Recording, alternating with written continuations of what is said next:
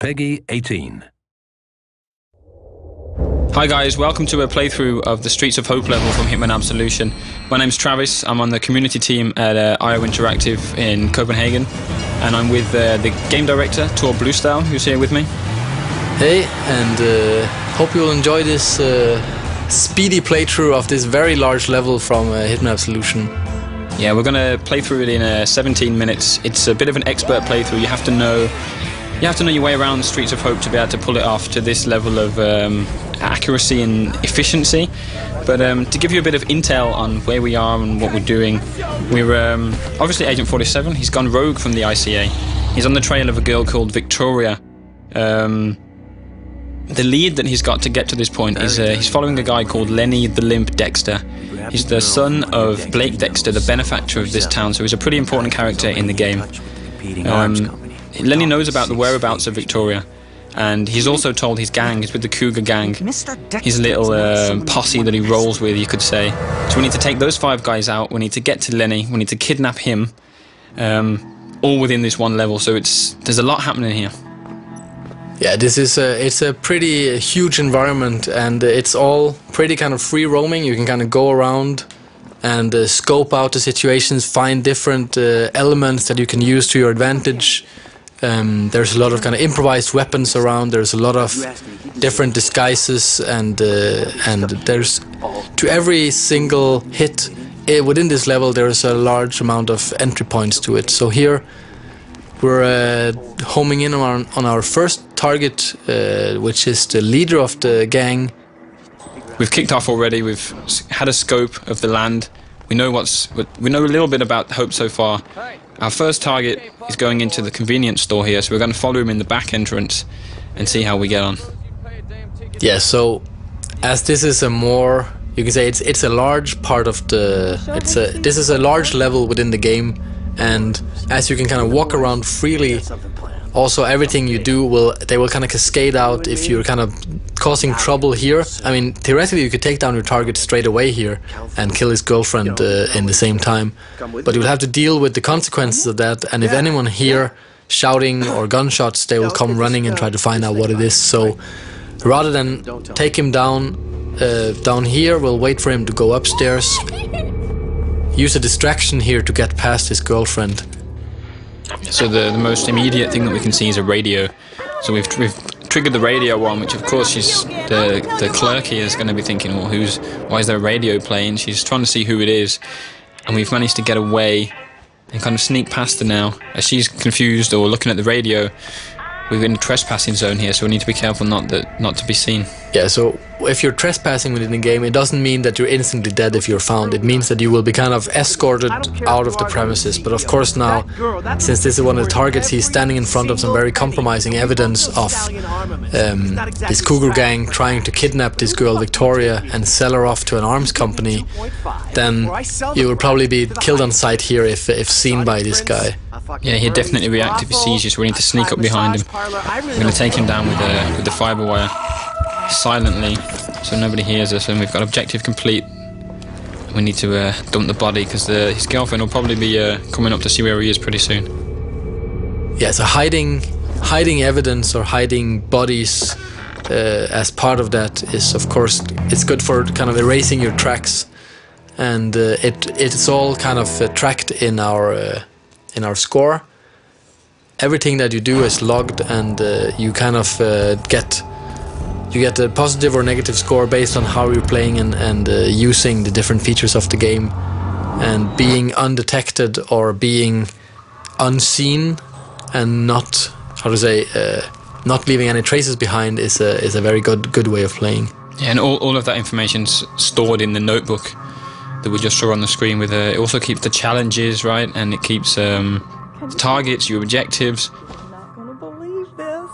It's pretty much as if 47 was keeping a physical notebook as he goes along of what he's seen, what he needs to do. Yeah, so for those that knows the old Hitman games, they know that there always was a mission briefing as the start of every level. That's slightly different in Absolution, as 47 is far more the driver of the story than any other Hitman game. The way that these objectives are made is also based on his progress through the level, so they will kind of update along the way, with the information that he gets and the player gets as they play the level. Yeah, he's very much making the decisions himself, isn't he? When he's got, obviously if something happens, he realises he needs to take out somebody else. He doesn't need somebody in his ear to tell him that. He's seen it for himself, he's heard a conversation. So it's very dynamic in that sense. Yeah, so actually for this level, as you enter, you only know that Lenny the Limp has to be kidnapped, but as you enter the level, you find out, okay, there is these guys, this cougar gang, and they know way too much about Victoria, so they also have to be taken out. So this is an objective that you won't really know until you actually come to this place in the level. Or until you watch this video and we tell it to everyone. Yeah, of course. So here, as you can see, there is things lighting up an instinct that you can use as a player. Some of them are hiding places, other things are objects that can be used to cause an accident. And especially with the targets, of course, it's very useful if you make it look like an accident. Then they won't even be looking for a killer if they didn't even know it was a murder committed. And the instinct as well. You're about to trigger it here as well. You can see the targets, or the NPCs are lighting up as well. And we saw when we came past there was a little icon for a hint. It's for those of you, you can obviously see that we're not playing in purist mode, our difficulty where you get no help from the game at all. All of these options can be turned off if you want a real challenge. So bear that in mind as you play through. That if you are a purist player and you really want a really difficult experience, you can customize it that way, if that's the sort of thing that you're looking for. But to show off the features, we're going to keep the HUD on for this playthrough. So we're approaching our second target here. He is on the phone, and an easy prey for a trained assassin. And instead of just killing him off straight away, we will kind of subdue him and try to make it look like an accident here, actually, by using the explosives that we found earlier. So we had the option to snap his neck as well. That's if we're running short of time, or if we just feel like being a bit more brutal through the level, isn't it? It's very much about choice, right? All the different mechanics are built to create sensible choices for the player. If you want to be brutal, if you want to be violent, you can do that, but it will affect your scores and your challenges. Oh, busted. Alright, we'll deal with this. You're under arrest. Ow. So one thing that we worked a lot on with our AI is that the propagation of knowledge throughout the level. That this guy, we took care of him really fast, so it meant that anything he had to say to his friends on the radio, he didn't get the time to say anything at all. And that meant that nothing actually got conveyed, and we're free to continue throughout the level as if nothing happened. Yeah, it was perfect timing from 47, really, in a way, because the police officer's not going to start shooting at us straight away just for being in the area. He needs to... You can hear him shouting, he's saying, "What are you doing?" And then before he's got a chance to kind of realise that we're not going to move and that we're a bit of a shady character, we've killed him. So it's yeah, we move on from there.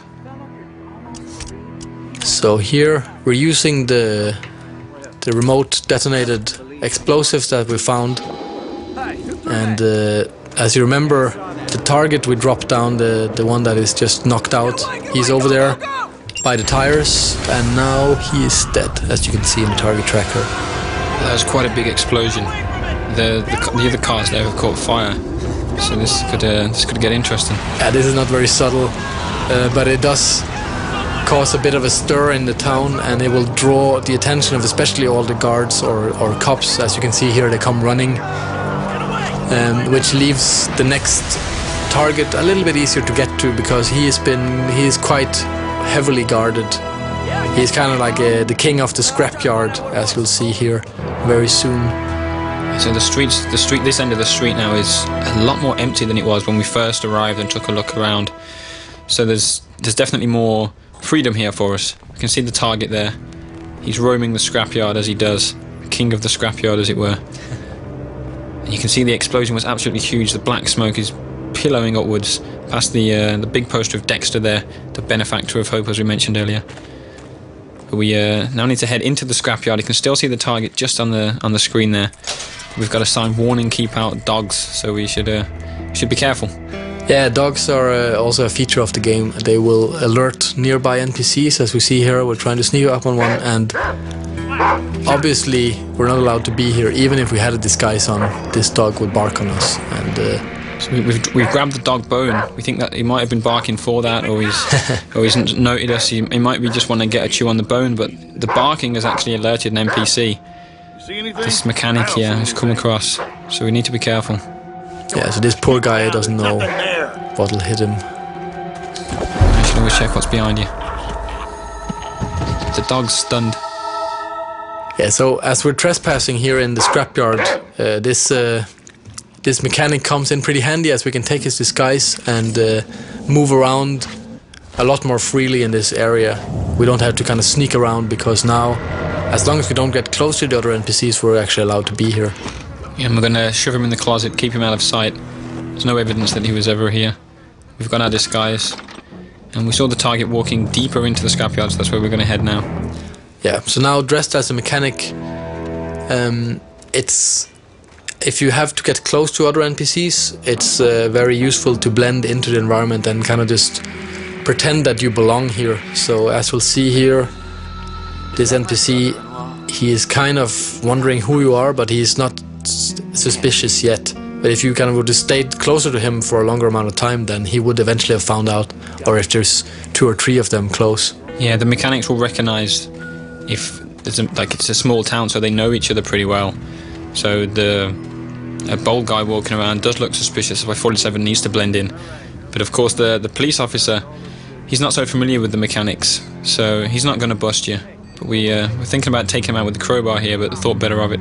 Yeah, I think if you pick up that crowbar, he will kind of get a little bit suspicious about you, so it's better to let it be. So here the target's been dealing with some dirty cops, and he's heading off into this tiny garage over here. I think he is the guy who is in charge of the cars for the gang. So they're kind of preparing this kidnapping of Victoria, and he is preparing the car here. And that's an accident waiting to happen, as you can see in Instinct here.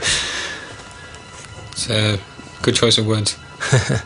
Yeah, accident kills are a very big feature in Absolution, and there's a large number of ways of taking down every single target in the game. And this is where the team has really went to town on coming up with inventive ways of killing targets that are kind of localized to each area. So naturally here in a garage, what better to use than a car lift? Who's screwing about? Okay, all right. Who's making the racket? So it's the 3rd target down. The target tracker resembles that. We've got three targets down, a really high score. The police are on the way in to see what's happened. You can hear the mechanics. We're a bit worried about this guy who's just been crushed, but we're clear. We're away. It's got warning attack dogs again, so we have to be careful about that. We're now in the cougar's nest. This is like the main hangout area for the cougars. They're there hosting a bit of a party for Lenny. But they're having a barbecue, and you might see the lighter fuel there, which could be an option. Barbecues and lighter fuel tend to go pretty well together when Agent 47's around. And we can also see the policeman down there. He's allowed to be in this area. We're not, as a mechanic. It's a bit of a private area, so we're going to try and take his disguise and see if we can get closer to our target. Yes, usually these kind of isolated characters are pretty useful for us, as they provide disguises and weapons and so on. I've just got an improvised weapon there, a bottle. Smash this round the guy's head. Smash. He's down. Disguise is ready to get picked up. And 47 needs to choose a weapon here. Yeah, so what else to use than an axe rather than a tomahawk?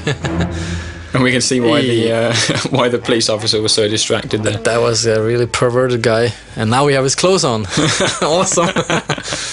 So dressed as a police officer, we're allowed to get closer to these guys up here. And basically we only have one of these as a target, the one in the middle. Yeah, Mason. And everyone else, unfortunately, will be collateral in this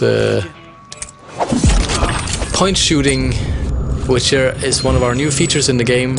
Allows us to kind of slow down time to a minimum, and using our instinct powers, take them down instantly.